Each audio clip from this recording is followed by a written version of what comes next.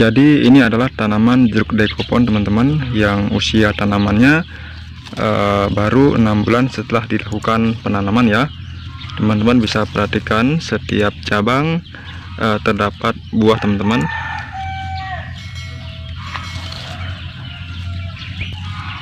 Dan walaupun saya bisa katakan tanaman jeruk ini tidak pernah saya lakukan pemupukan menggunakan pupuk kimia ya, melainkan pupuk organik cair yang biasa saya lakukan fermentasi teman-teman. Dan teman-teman bisa lihat hasilnya, walaupun saya mengandalkan pupuk organik cair, namun buahnya tidak kalah beda ya dengan menggunakan pupuk kimia yang mahal di luar sana. Jadi ilmu ini biasa saya dapatkan dari teman-teman petani senior yang sudah berhasil, dan saya sudah menerapkannya, dan alhasil buahnya lumayan besar dan berbuah lebat ya sahabat tani. Dan sekarang saatnya saya akan berbagi ke teman-teman petani, khususnya petani pekebun ya, yang sedang kesulitan mencari pupuk atau tergolong mahal. Jadi teman-teman petani tidak perlu pusing lagi memikirkan pupuk, karena saya akan berbagi pada teman-teman semua, khususnya petani, tentang cara pembuatan pupuk organik cair yang tinggi akan unsur kaliumnya dan tinggi akan asam aminonya teman-teman. Jadi tonton terus videonya sampai habis agar teman-teman petani tidak salah paham. Dan bagi teman-teman yang baru saja menemukan channel ini, jangan lupa subscribe agar nantinya teman-teman tidak ketinggalan informasi-informasi menarik lainnya dalam seputar pertanian.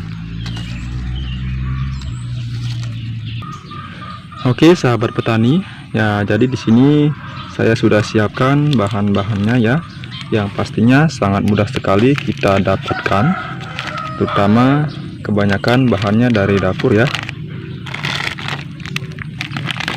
Nah, jadi yang pertama di sini saya siapkan tepung terigu ya. Jadi untuk merek bebas ya sahabat tani. Dan tepung ini sudah saya pakai pada minggu lalu untuk pembuatan pupuk organik cair dan masih setengah ya.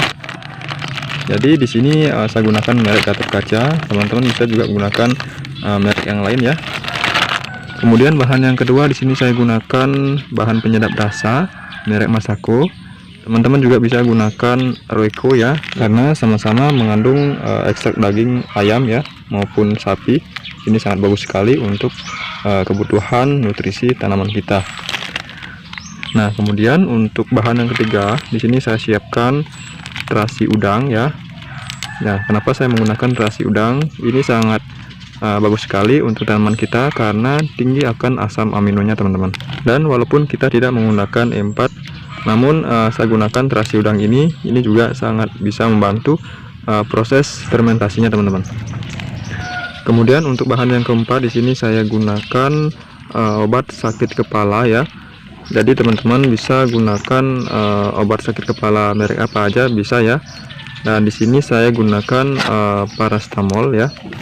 Dan teman-teman bisa juga gunakan cap 19 bintang 7, bodrek maupun yang lainnya teman-teman. Kemudian untuk bahan yang terakhir di sini saya sudah menyiapkan air cucian ikan yang habis saya lakukan pencucian ikan tadi pagi ya. Dan saya akan lakukan pencampuran dari bahan-bahan tersebut teman-teman. Nah, jadi tidak perlu berlama-lama, langsung saja kita ke proses pembuatannya ya. Jadi yang pertama kita masukkan dulu air cucian ikannya ya, sebanyak 1 liter.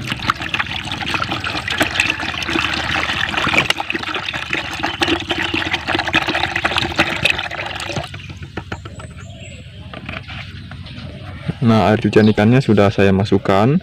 Selanjutnya saya akan memasukkan obat sakit kepala ya, atau paracetamol. Sebelum itu saya akan hancurkan terlebih dahulu ya. Nah, kemudian obat sakit kepala atau paracetamol sudah kita masukkan. Kemudian saya akan masukkan tepung terigu sebanyak 3 sendok makan ya. Jadi jika teman-teman tidak tersedia tepung terigu, bisa gunakan air cucian beras ya.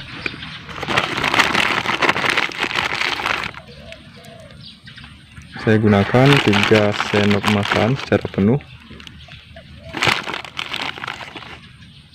Oke, saya kira cukup teman-teman.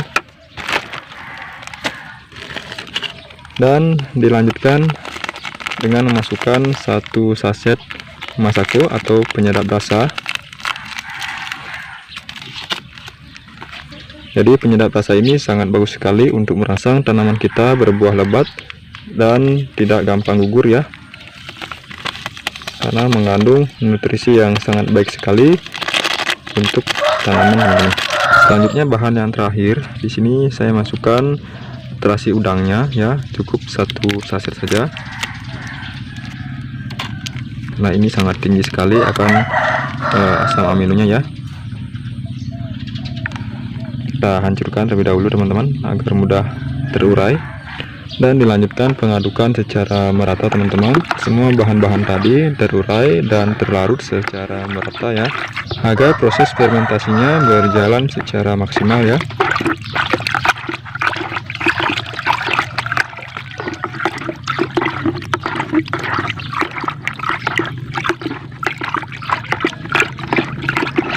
Aromanya sangat segar sekali teman-teman.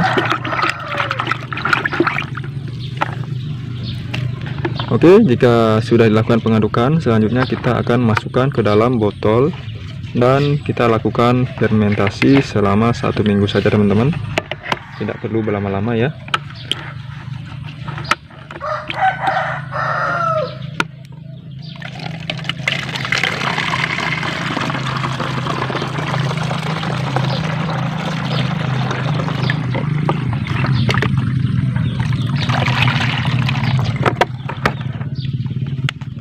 Baik teman-teman, kelima bahan tadi sudah saya lakukan pencampuran seperti tepung terigu, Masako, paracetamol, dan juga terasi udang. Dan yang terakhir di sini saya gunakan air cucian ikan. Nah, di sini saya campurkan menjadi satu ya, untuk dilakukannya fermentasi ya, karena setelah 1 minggu kita siap lakukan pengaplikasian atau pengocoran langsung ke tanaman yang sulit berbuah maupun kita nunggu bertahun-tahun tidak kunjung berbuah teman-teman. Jadi ini solusi yang tepat buat para petani khususnya yang kesulitan mencari pupuk atau tergolong mahal. Jadi tidak perlu pusing lagi untuk memikirkan pupuk ya, karena di sekitaran kita sudah tersedia pupuk yang tidak kalah hebatnya dengan pupuk kimia teman-teman.